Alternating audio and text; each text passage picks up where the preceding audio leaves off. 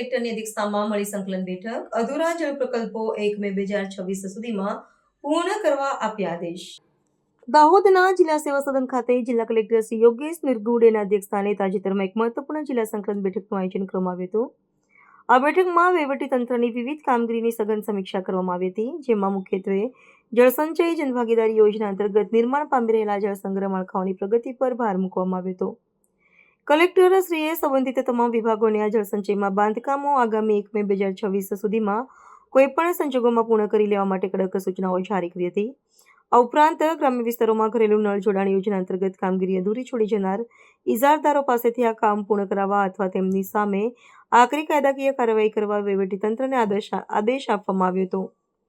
જિલ્લાના કૃષિ ક્ષેત્રને નવો વેગ આપવા માટે રાષ્ટ્રીય ખાદ્ય તેલ મિશન હેઠળ ખેડૂતોને સોયાબીન, ચણા, તુવેર અને અડદના વાવેતરમાં વધારો કરવા યોગ્ય માર્ગદર્શન પૂરું પાડવા પર ખાસ ભાર મૂકવામાં આવ્યો હતો.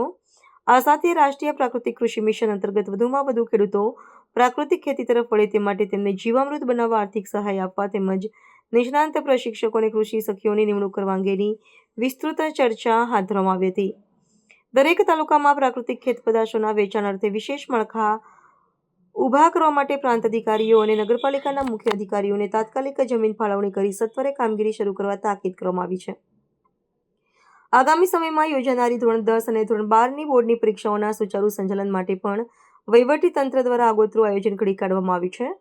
કલેક્ટરશ્રીએ પરીક્ષા કેન્દ્રો પર નિયુક્ત નિરીક્ષકોને સમગ્ર સમયગાળા દરમિયાન હાજર રહી ગેરરીતિ અટકાવવા, આસપાસના નકલ યંત્રો બંધ રાખવા, બિનઉપયોગી ખંડોને સીલ કરવા તેમજ વિદ્યાર્થીઓ માટે પરિવહન અને અવિરત વીજ પુરવઠાની વ્યવસ્થા સુનિશ્ચિત કરવા કડક સૂચના આપી હતી.